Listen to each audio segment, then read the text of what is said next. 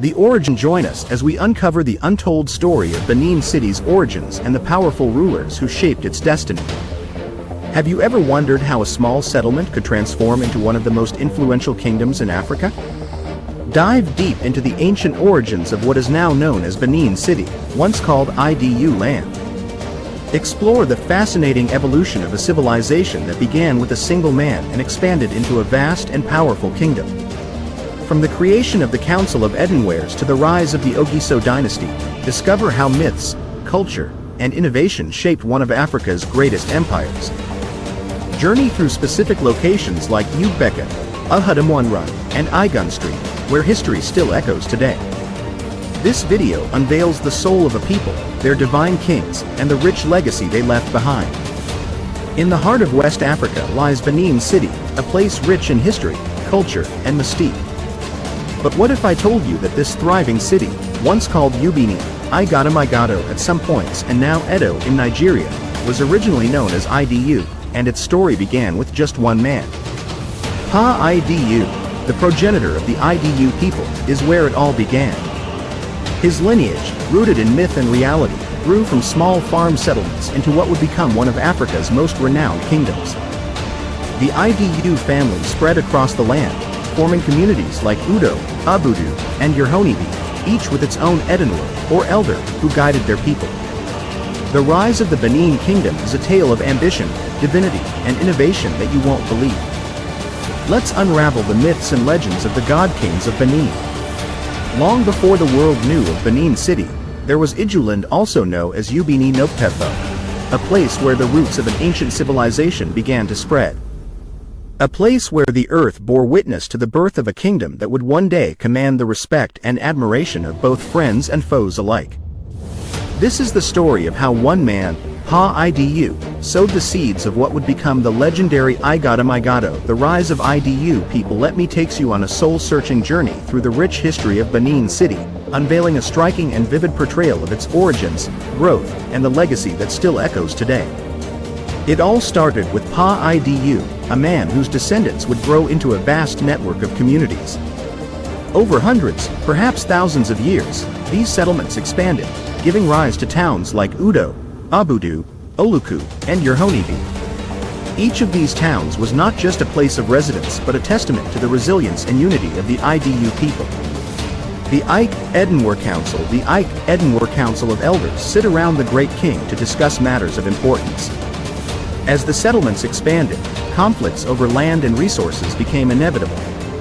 To maintain peace and unity, the Edenwares formed the first inter-community council, Ikadayanwar, a body that would make decisions, resolve disputes, and maintain peace among the Idu people. This council brought together the leaders of all Idu communities, towns, and villages, establishing the foundations of governance in what would eventually evolve into a kingdom. The emergence of the Ogisos in 40 BCE, a young and ambitious and resourceful Edenwar from Idunwan Ibiodo, named Igodo, emerged from the shadows. Declaring himself the first Ogiso, or ruler from the sky, in doing so, he claimed divine descent from Pa Idu, elevating his status to that of a god king. The people accepted him as their divine ruler, and thus, the kingdom of Igado was born. Igodo further consolidated his power, expanded and established the kingdom of Igado. His reign marked the beginning of a new era, a time when the divine and the mortal intertwined, and the Ogiso was seen not just as a king, but as a god on earth. Igodo's reign marked the beginning of a divine kingship, where the Ogisos were seen as reincarnations of Pa Idu himself. To consolidate his power, Igodo formed the Royal Council, which included members of the disbanded Ikadayanwar Council and his trusted Odibo Ogiso group. Together, they ruled over a sprawling nation with Ugbeka as its capital. The legacy of Ogiso heir after Igodo's death, his kinsman, Ogiso heir, took the throne. He moved the capital to Ahadamwanrun and brought a wave of innovations that would leave a lasting legacy. Igado was no mere collection of hamlets. It was a sophisticated kingdom at this time. Ogiso heir, who succeeded Igodo in 16 CE, introduced the guild system of carpenters and woodcarvers, laying the foundation for what would become the world-famous bronze casting industry on Igun Street in modern Benin City. He also established the kingdom's first market, Ogiso Market, known today as Agbado Market. Ogiso Heirs' contributions still echo in the craftsmanship of Igun Street in modern-day Benin City. In ancient Igado, the guild of artisans working on wood carvings, iron, bronze, and the first market known as Ogiso Market, which exists even till today, was established by Ogiso Heir. These royal artisans crafted the royal symbols Ada, Ebon, and other kingship paraphernalia.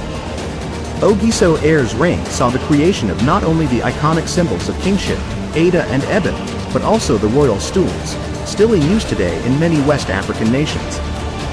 The Ada, with its single cutting edge, and the Ebon, a double-edged sword used in ceremonial dances, became powerful symbols of the Edo kingship, linking the people to their ancestors and divinity.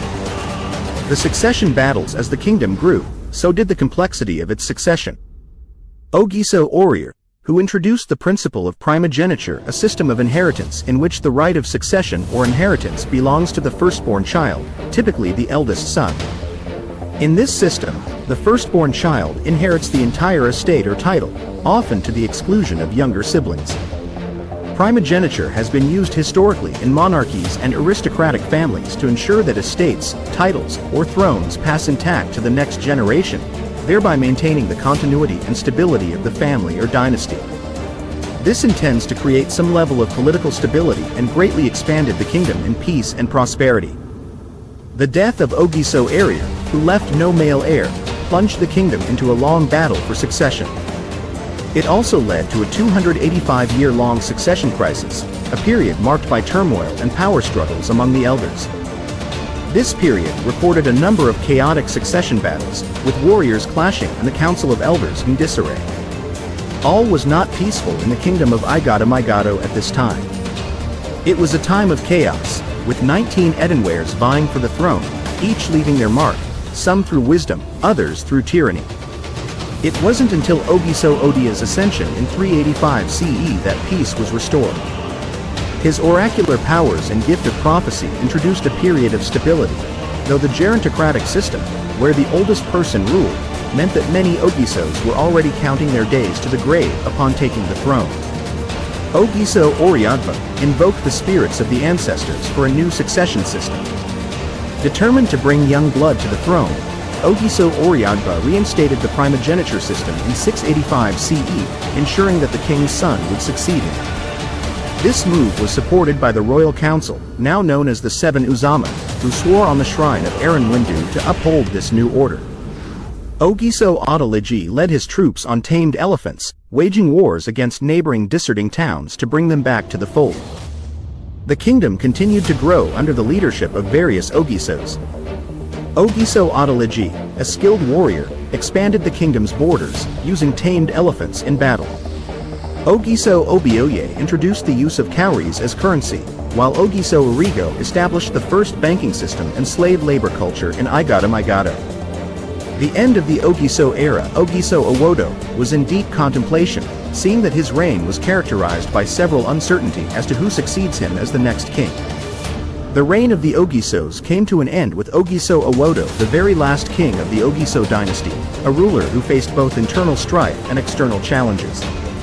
His only son, Izoduwa Ekalateran, earlier been banished from the kingdom, left Ogiso Owodo without the heir, which led to the fall of the Ogiso dynasty and the rise of the Oba dynasty, which continues to rule Benin City to this day. Izoduwa Ekalateran would leave a legacy that would shape the future of Benin and southwestern Nigeria in ways no one could have imagined. Today, the legacy of the Ogisos lives on in the culture, traditions, and innovations that continue to shape Benin City and its people. The myths of the god kings, the artistry of Igun Street, and the enduring symbols of kingship all serve as reminders of a glorious past that still resonates in the present. From Idu to Benin, the journey of the Edo people is a testament to their resilience, creativity, and divine connection. Their story is not just history, it is the living soul of a people who continue to honor their ancestors and preserve their legacy for future generations. The European encounter European traders arriving in Benin City in the 13th century, awestruck by the grandeur of the city and its people. When European traders finally set foot in Benin, they were astounded by what they found. A city 4 miles wide, with wide, straight roads, handsome houses, and a king whose presence was nothing short of divine. The palaces, adorned with metal plaques depicting battles and feats of courage, stood as a testament to the kingdom's might and sophistication. Lessons to learn. 1. Unity and governance. The formation of the Ikadayanwar Council demonstrates the importance of collective decision-making, development and governance in building a lasting peaceful community. 2. Legacy of ambition and innovation. Ogiso Igodo's rise to power highlights the role of ambition in shaping history. His innovations, such as the Royal Council, laid the foundation for the governance of the kingdom. Ogiso Heir's contributions remind us that innovation and creativity are key to leaving a lasting legacy. 3. Resilience in adversity. The succession battles highlight the resilience of a people determined to preserve their heritage even in the face of chaos. 4. Cultural legacy. The symbols of kingship, like the Ada and Eben, and the artistic traditions that began under Ogiso Heir, show the importance of preserving cultural heritage. The reverence for the Ogisos underscores the importance of cultural pride and the preservation of traditions in defining a people's identity. Visual. A wide shot of modern-day Benin City, with its bustling streets and historic monuments. From a single man's lineage to a vast and powerful kingdom, the story of Benin City is one of resilience, innovation, and the unbreakable spirit of its people. As we walk through the streets of this ancient city today, let us remember the legacy of the Ogisos, whose rule laid the foundation for one of Africa's greatest civilizations. If you found this journey through time as fascinating as we did, don't forget to like, share, and subscribe for more incredible stories from Africa's rich history. And let us know in the comments which part of Benin City's history you'd like to explore next.